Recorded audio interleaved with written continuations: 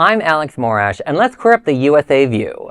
Celebrating Harvey Milk Day to honor this LGBTQ pioneer who helped shape our fight for equality. As communities across the country mark Harvey Milk Day on May 22nd, that's tomorrow, kids, many are reflecting on the lasting legacy of one of America's first openly gay elected officials. Harvey Milk became a groundbreaking figure in queer history after winning a seat on the San Francisco Board of Supervisors in 1977. His election marked a major milestone for LGBTQ representation in U.S. politics. Born in New York in 1930, Milk later moved to San Francisco, where he became a leading voice for gay rights activism in the city's Castro neighborhood. During his time in office, Milk sponsored and helped pass an anti-discrimination ordinance protecting people based on sexual orientation. He also advocated for queer youth and played a major role in defeating California's Proposition 6, a measure that sought to ban LGBTQ public school teachers. Milk was widely known for his passionate speeches and message of hope. In another well-known quote, Milk declared, quote, "If a bullet should enter my brain, let that bullet destroy every closet door in the country," end quote. Milk and San Francisco Mayor George Moscone were assassinated in 1978 by a former colleague.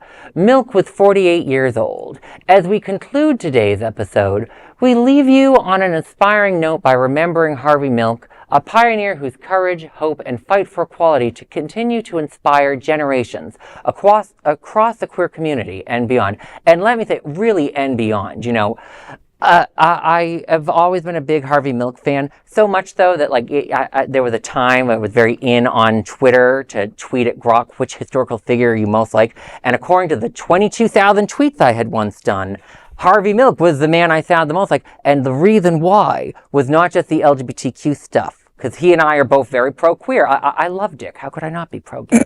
But also, he had a huge history of involvement with union activism and labor. One of the first groups that supported him for city council was one of the unions. I think it was the Teamsters, to be exact, over the Coors protest. He got all the gay bars to take out Coors beer because they were screwing with the Teamsters. And let me tell you, the Teamsters do not mess around, people. If they are on your side, you're going to go far. And Harvey, he was just great with that stuff. He wasn't just about LGBTQ rights. He wasn't one of those, remember, the LGBTQ establishment in the 1970s did not support Harvey Milk. They were going with this clean, buttoned-up gay guy. They wanted to win that seat. And the public and Harvey, they took it from him. They took out the machine. And I love Harvey for that stuff. I think something that we should, not only Harvey Milk, but, we were just talking about Mr. Frank.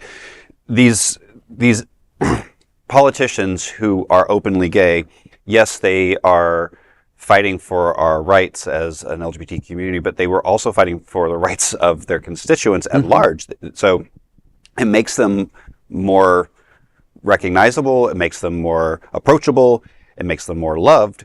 And, I just hope that, we don't have this swing, because we don't see a lot of politicians that are openly gay that talk about anything but that. And I think that alienates them, where we're talking about two men who everybody knew and pretty much everybody loved because they reached out to everybody. Mm-hmm. I do think there's a connection between their seeing discrimination as a queer person and that sense of justice for other communities. Oh. Whether you're talking about Harvey Milk or Barney Frank, and as you were talking about, having openly elected officials, especially back when there was almost no out people, really was a big deal. I remember as a kid knowing Barney Frank was there made me feel better. You moved to Boston for school because an openly gay elected official was there, and I'm sure countless people flocked to San Francisco because of Harvey Milk. And also, I just want to, not to switch gears to bad stuff, but I also want to point out that when Dan White killed Harvey Milk, he was the resulting legal theory to get him off, which he did. He was convicted of manslaughter instead of murder, as it should have, was the Twinkie defense. The idea that he consumed so much artificial foods that he is not of sound mind. The thing is, it's like the gay panic defense. It is an excuse for a largely publicly selected jury to essentially excuse the homophobia by using a novel legal theory in order to prevent LGBTQ victims from getting justice. You see it today too. Oh, a trans person attacked me, or I didn't know she was trans, and we started to have relations, and I saw dick, and therefore I was scared, and bam, bam, bam. I've never been afraid to see dick. Neither have I.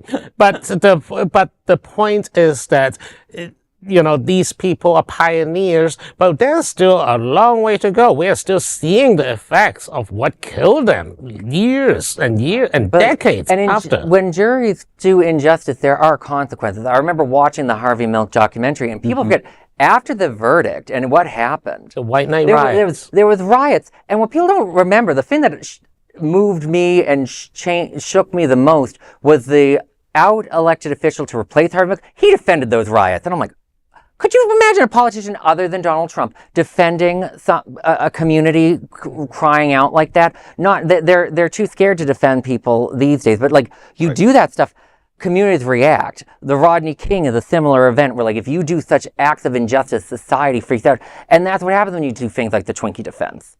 Yeah. Well, I just want to say, a lot of good points made here at this table. Harvey Milk, his assassination came at a time when I was a very, very young, early teens. And I remember even traveling out to California on a family trip, and soon after the assassination, how big of a story that remained during the trip where I was out there. But, figures such as Harvey Milk need to be remembered and honored forever, not only in our community, but in our society. Because, he was a stepping stone and gave me strength to pursue becoming the man that I am today, rather than being a closeted gay person. That's wonderful. And finally, I just want to point out that San Francisco has gone through a lot of changes these days, and a lot of things are corporatized. Recently, there was a small chain of coffee called Phil's that has one in Castro. They proudly hang the rainbow flag until the CEO mandated or taken down. In Harvey Milk, San Francisco. Didn't they put them back? They put them back after public pressure, but they should never have been. But they should never have been removed in the goddamn first place. This kind of gets to then my final point as we close out. For those that are how do I try to honor Harvey Milk's legacy? I would say the most likeliest group to get involved with, partially because a bunch of them are old school guys who are literally helping Harvey Milk with the Coors boycott. Pride at Work, the LGBTQ union organization connected to the AFL-CIO. If we go find Pride at Work, they're a good group of people. They're very much honoring Harvey Milk's legacy to this day. And that is an LGBTQ news story. There is no other queer nonprofit media platform like this in the entire world. Support our LGBT stories by sharing them and subscribing to Queer News Tonight.